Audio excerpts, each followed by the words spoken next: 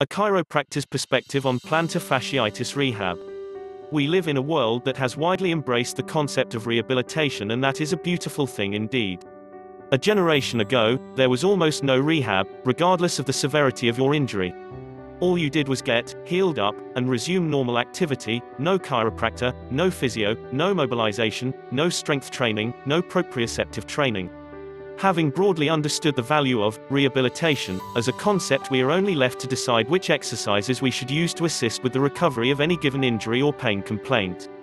This is more of an issue than one might think. I frequently meet people who have worked hard but not on the right exercises, and whose results reflect that fact. They have done the work but still need to see a chiropractor regularly for pain. The truth is that even with perfect willpower and a shiny halo, if we aren't doing functional and tissue-specific exercises, we might as well stick our toothbrush in our ear twice a day for 5 minutes in the hope of lasting pearly whites. Rehabilitation for plantar fasciitis and foot pain.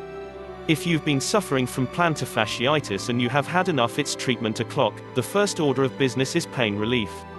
People often seek out exercises to relieve their plantar fasciitis and foot pain. Unfortunately for many of us, exercises just don't cut the mustard. Fortunately, this is where treatments to manage the pain of plantar fasciitis come in, and they have a very respectable hit rate. It isn't the type of treatment most people associate with chiropractors, but we do a lot of it.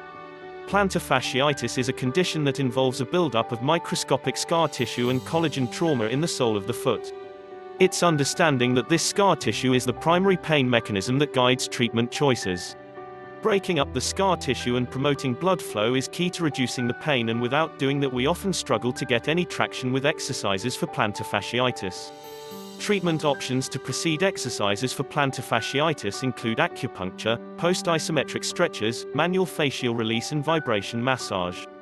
Once you have at least a good degree of relief from your foot pain or plantar fasciitis, the topic of rehab should be the first thing your practitioner raises with you.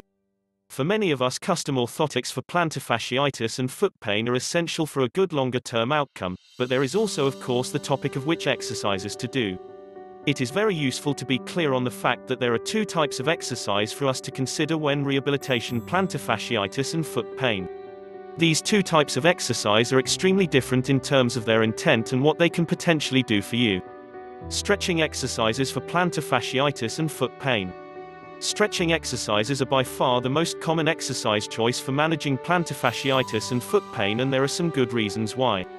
Soft tissues that are under constant strain have a tendency to tighten up reactively, and the plantar fascia is no exception. It is hard to believe what the plantar fascia puts up with. You take somewhere in the region of 3 to 5 million steps per year on surfaces that are many times harder than nature intended.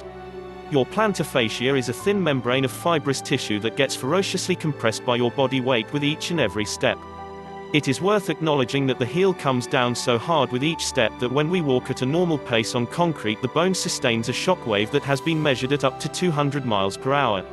The real miracle is not only that we don't all have plantar fasciitis and foot pain, although in a sense we probably all do at subclinical levels, but that it doesn't just completely break down in a matter of weeks.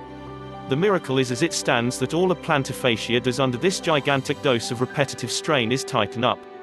The value of stretching exercises for plantar fasciitis and foot pain is obviously that they can loosen up the plantar fascia and connective tissue of the foot.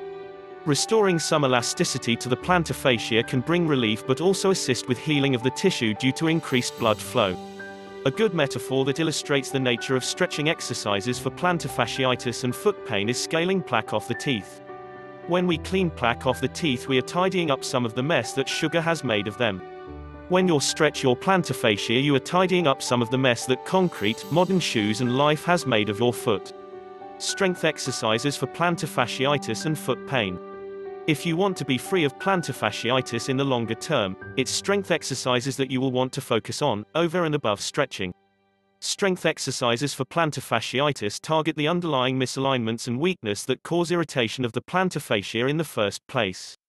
The muscles that support the foot are actually the hip and glute muscles. The foot and ankle have very little muscle of their own.